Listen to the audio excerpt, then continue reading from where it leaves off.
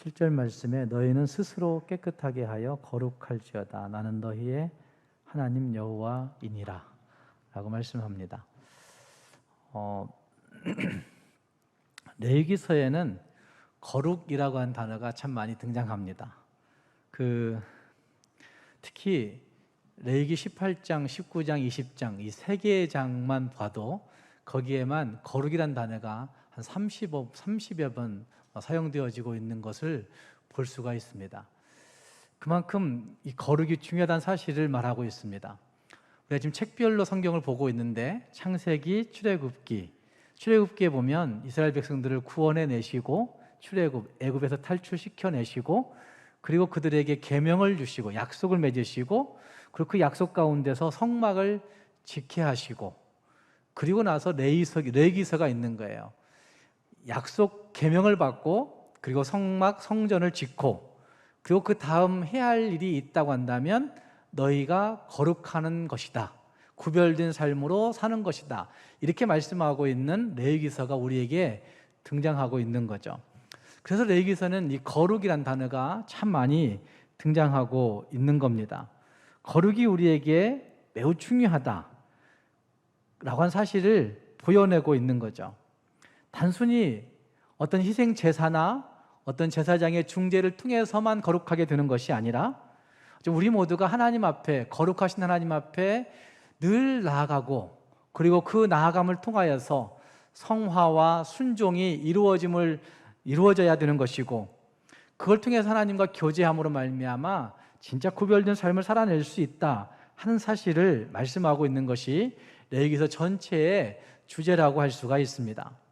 지난 시간에 우리는 레위기서의 앞부분만 생각해 보았는데 오늘은 그 레위기서 전체 부분들을 마지막 마무리해 보려고 생각합니다.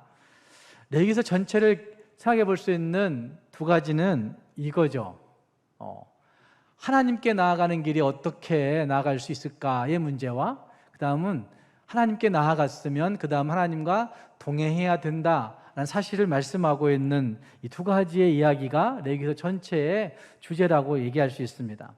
하나님께 어떻게 나아갈 수 있느냐라고 얘기할 때 여러 가지 제사를 통해서 나아가야 된다. 하나님 앞에 그 죄를 속하는 제사를 통해서 하나님께 나아가야 된다 하는 사실을 1장부터 7장까지 말씀하고 있고 또 그 나아가는 길 가운데 제사장들이 어떤 역할을 해야 되는가 하는 것을 8장, 9장, 10장이 이야기하고 있고 그 제사, 하나님께 나아가는 그 제사들을 통해서 우리가 정결하게 할 영역들이 무엇인가, 어떤 것이 정결해야 되는 것인가 하는 것을 그 다음 11장부터 15장까지 해서 말씀하고 있고 그리고 그 모든 것들을 속해야 되는 속죄의 일에 관한 말씀이 16장에서 등장하면서 레위기서 1장부터 16장까지 전체는 하나님께 어떻게 나아갈 것인가 하는 것을 말씀하고 있다고 보여집니다.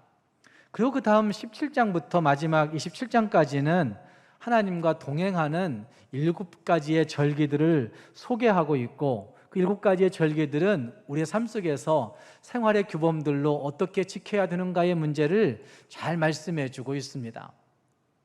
이걸 우리에게 오늘날 적용해 보면 교회는 매주일 하나님 앞에 예배합니다. 예배를 통해서 하나님께 나아가는 거죠. 주일 예배를 통해서 새벽 기도회를 통해서 수요일을 통해서 하나님께 나아가는 겁니다. 하나님이 그 길 열어놓으셨기 때문에 하나님께 나아갑니다. 그럼에도 불구하고 교회가 여러 가지 절기들을 지킵니다. 왜 그렇게 절기를 자주 오는지 이런 얘기 하시는 분들도 있습니다.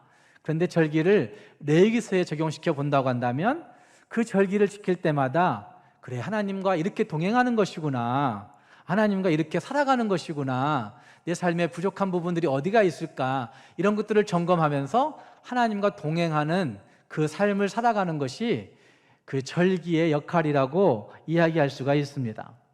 오늘은 그 번제의 이야기를, 제사의 이야기를, 하나님께 나아가는 길, 제사의 문제에 대해서 5가지 제사의 이야기를 간단하게 생각해 보려고 합니다. 레위기서에는 5가지의 제사가 등장합니다. 먼저는 번제가 있습니다. 번제. 제사제도 첫 번째는 번제가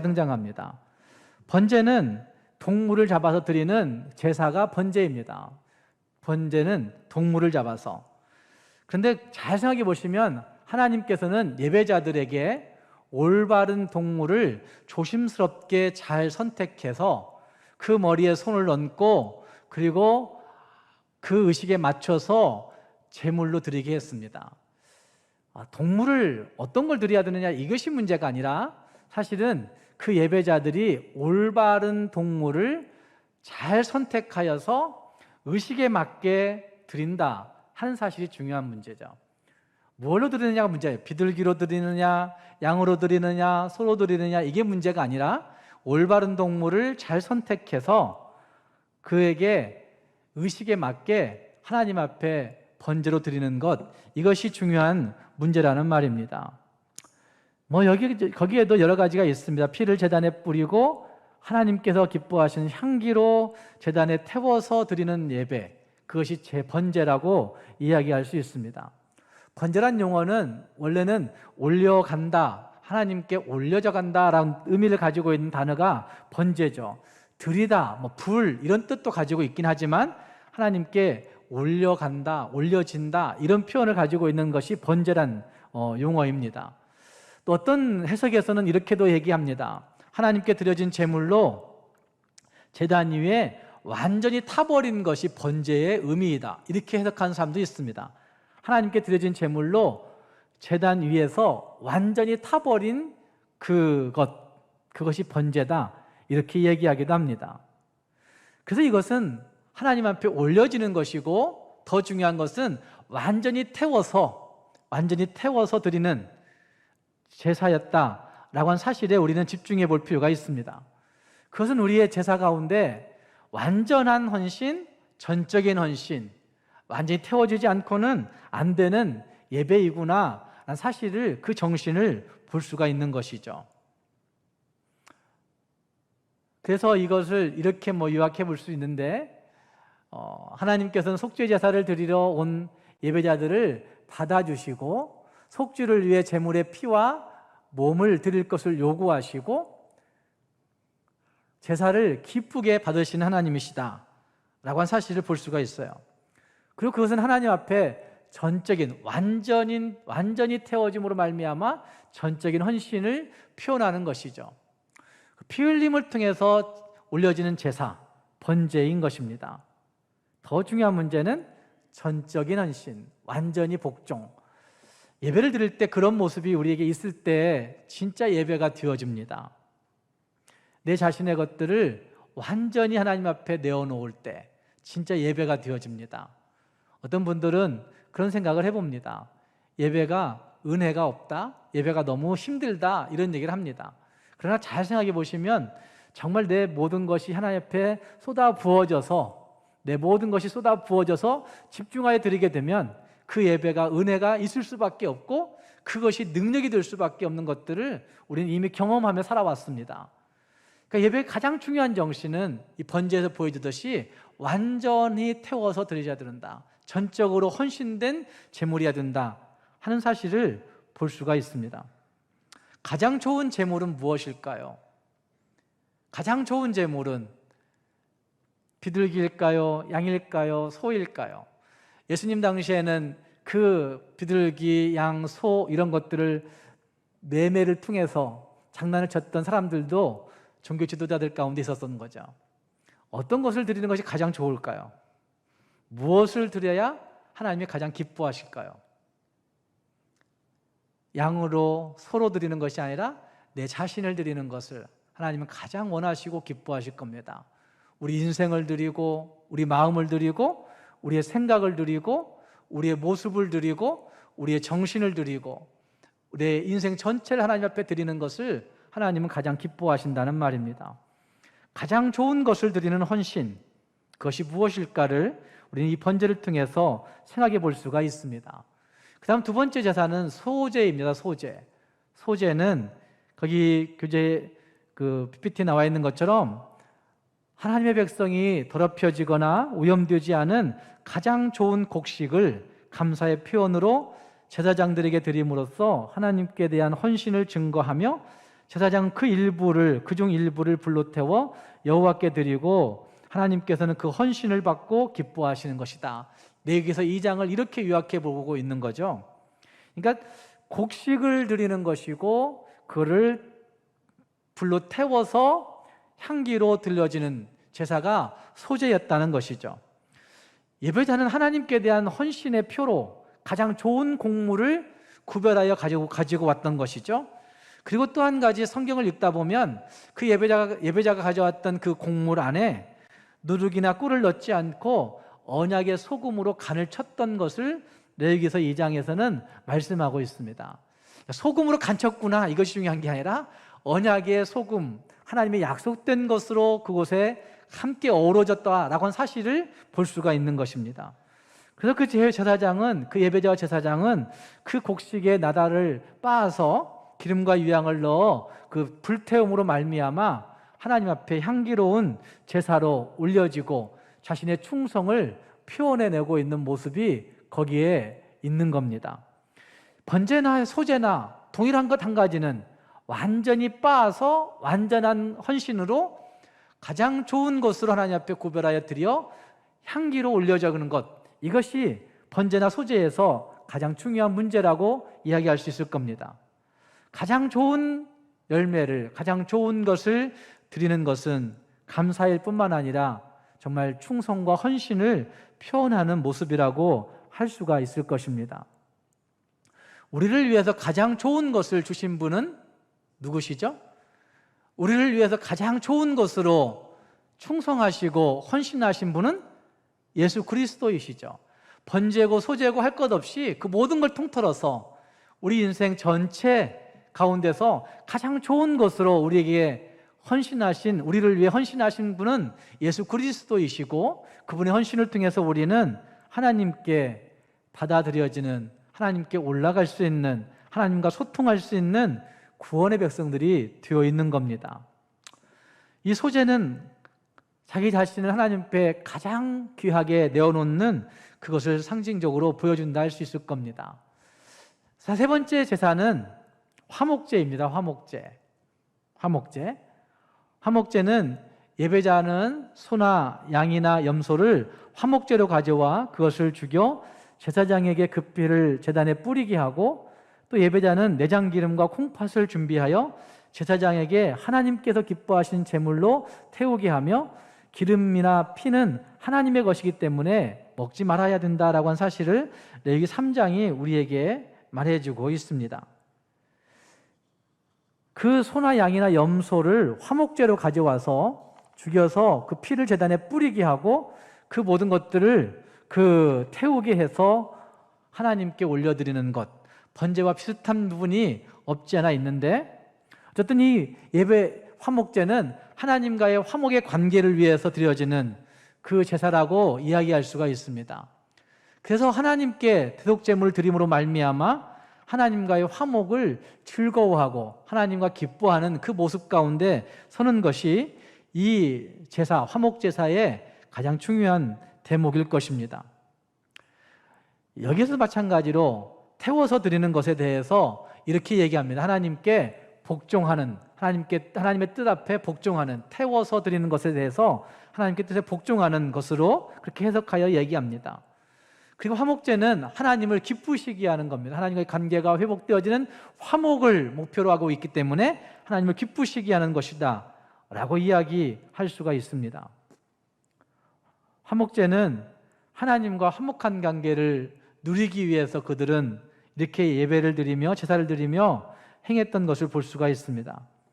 하나님의 임재 가운데서 화목제를 드리는 그 예배자들이 어쩌면 하나님 앞에 그 예배를 드릴 뿐만 아니라, 그 제사를 드릴 뿐만 아니라 가장 좋은 것들을 드리고, 그리고 남은 같이 임재 가운데 그 거룩한 음식을 먹음으로 말미암아 그 화목의 기쁨을 사람들과도 나누고 있는 형태들도 구약 성경에도 등장하고 있습니다. 그러니까 화목제는 단순히 하나님과의 관계에서 화평을 누리는 것으로 그치는 것이 아니라, 그 관계를 누릴 주의 백성들이 함께 그 화평의 은혜를 나누고 식사하는, 그 기쁨을 축하하는 그런 모습 가운데 서는 것이 화목제라고 이야기할 수가 있습니다. 그 다음 네 번째 제사는 속죄제입니다. 속죄제.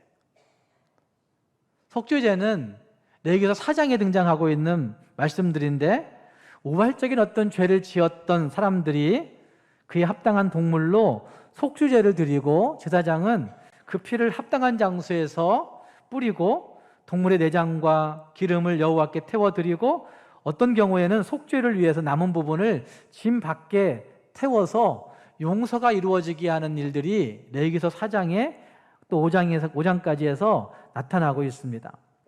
죄인이 드린 짐승의 그 죽음을 통해서 그 죄가 속해졌다, 그 죄가 정결케 되었다라는 사실을 선언하는 그 제사가 이 속죄제라고 이야기할 수 있습니다.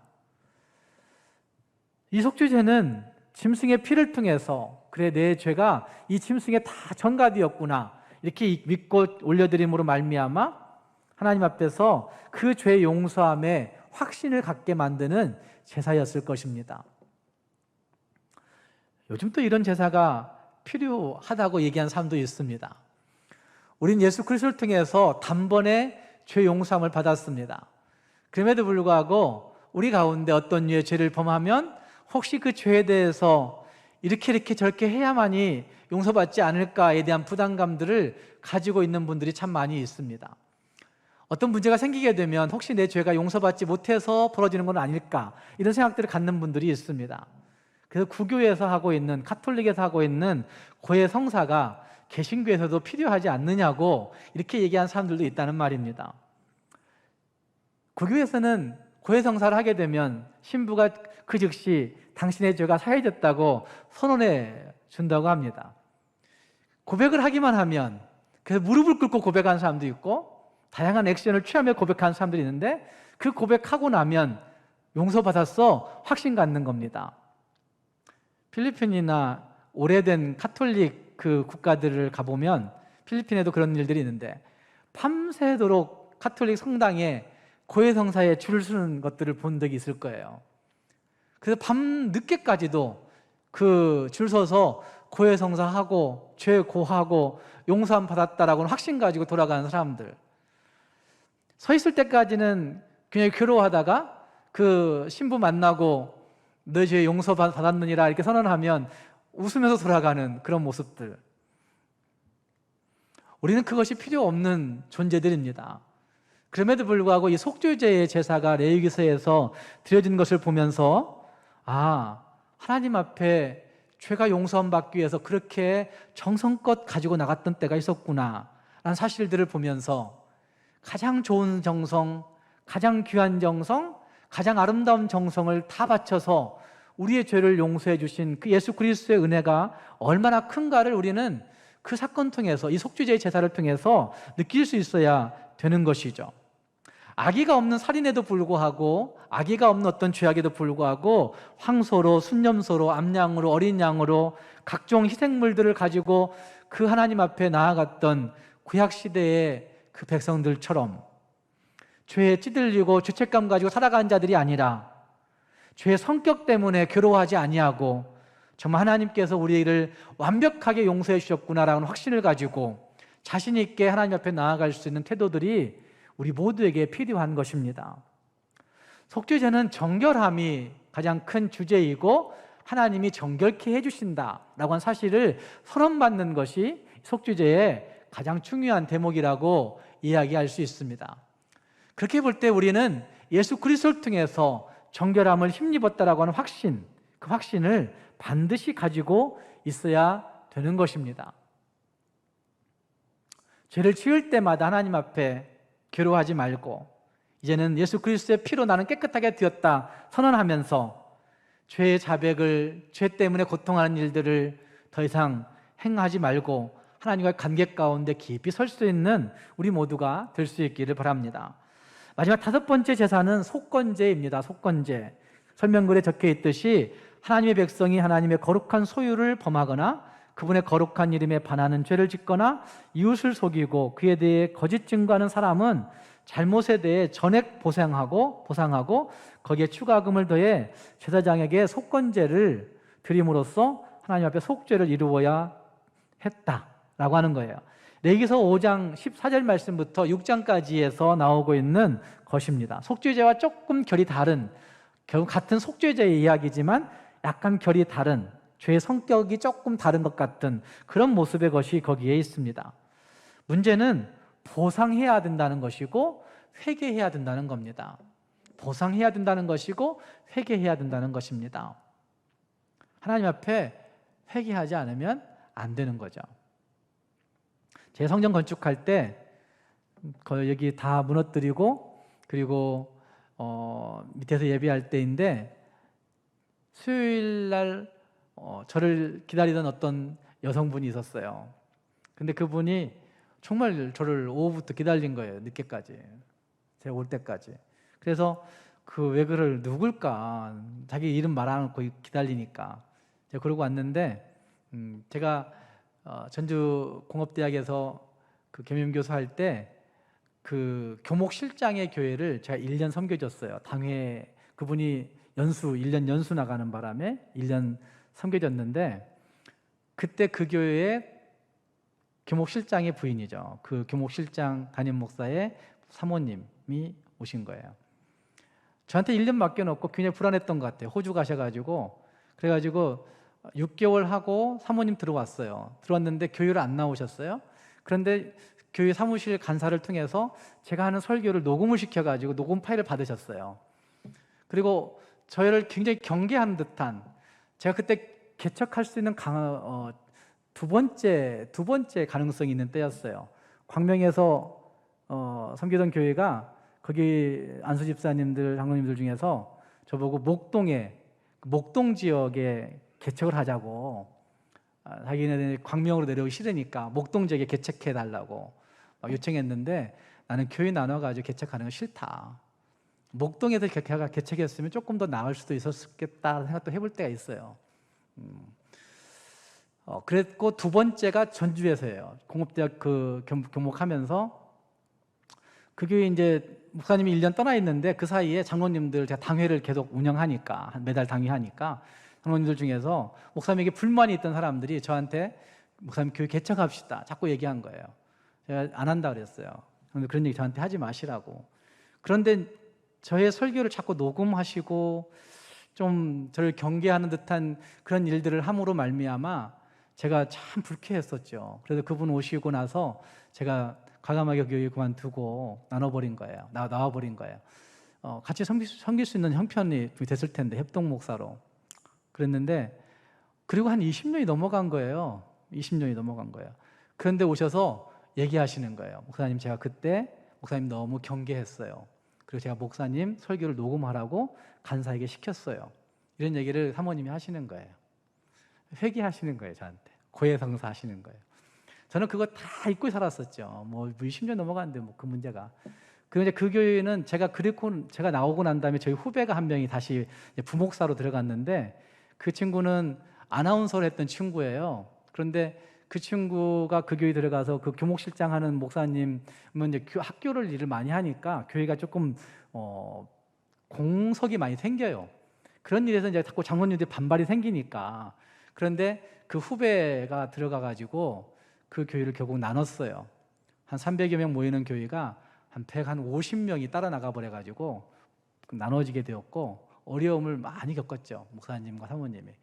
그런데 어쨌든 한 20년 넘어간 그 시절에 와서 저한테 이렇게 잘못했다고 이야기하고 교회 건축되는 줄 몰랐다고, 건축하는 줄 알았으면 좀 더 헌금할 건데, 그리고 그때 아마 30만 원인가를 헌금하고 가신 거 기억이 나요. 하나님 앞에 죄를 속한다는 이야기는 결과적으로 수십 년 끌어안고 있던 죄의 체증들을 회개할 수 있어야 되는 거란 말씀이죠. 우리는 뭔가 보상은 자꾸 하려고 그래요. 헌금으로 보상하고 헌신으로 보상하고 뭔가 섬김으로 보상을 하려고 하지만 실제 그 죄의 문제를 내어놓고 죄의 당사자 앞에 고백하는 일들은 잘 안 하려고 하는 거죠. 괜히 꺼려지고 괜히 거면쩍어지고 자존심 상하는 것 같고 이런 일들 때문에 잘 못할 때가 있다는 말입니다.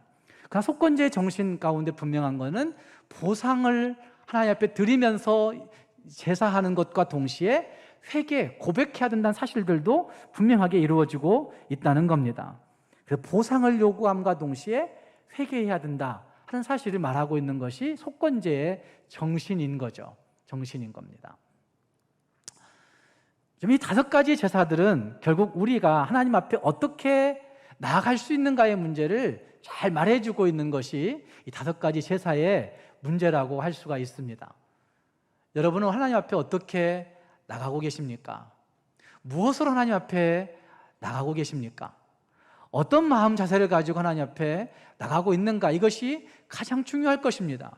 하나님을 만날 수 있느냐, 하나님을 만나지 못하느냐가 예배에서 큰 관건인데, 가장 핵심인데, 우리가 어떤 자세를 가지고 어떻게 나아가느냐에 따라서 하나님을 만날 수도 있고 못 만날 수도 있고, 하나님 느낄 수도 있고 못 느낄 수도 있기 때문에 우리는 어떤 자세를 가지고 어떻게 하나님 앞에 나아가고 있는가 하는 것들을 늘 생각해 볼 수 있어야 된다는 말입니다.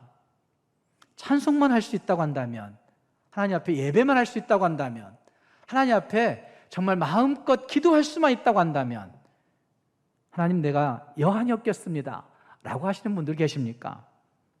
그렇다고 한다면 번제, 소제, 화목제, 속죄제, 속건제 할 것 없이 가장 좋은 정신을 가지고 하나님 앞에 예배하는 성도일 것이고, 그 예배는 하나님이 기뻐하시며 하나님을 깊이 만나게 되는 은혜가 거기에 있을 것입니다. 레위기서가 얘기하고 있는 5가지 제사를 늘 마음에 새겨볼 필요는 있는데, 그보다 더 중요한 것은 그 가운데 있는 정신, 하나님 앞에 나는 어떤 자세로 어떻게 나가고 있는가 하는 것들을 점검하여서 하나님이 기뻐하시는 모습으로 잘 설 수 있는 우리 모두가 될 수 있기를 바랍니다. 더 다른 것들이 이야기할 수 있는데 다른 것들은 쭉 넘어가고, 그 7가지의 절기의 부분들이 있는데, 제사장과 하나님의 백성들, 이런 모든 것들이 하나님께 나아가는 길들을 돕는 일들이죠.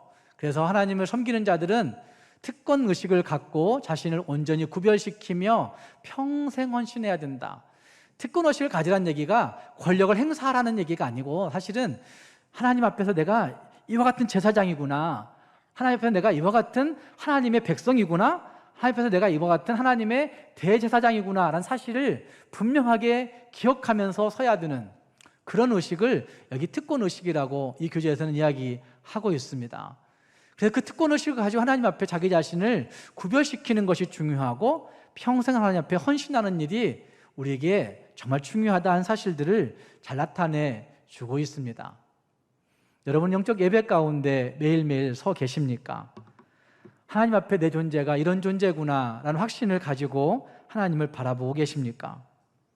우리 자신들을 다시 한번 돌아보면서 하나님은 나에게 무엇을 요구하실까?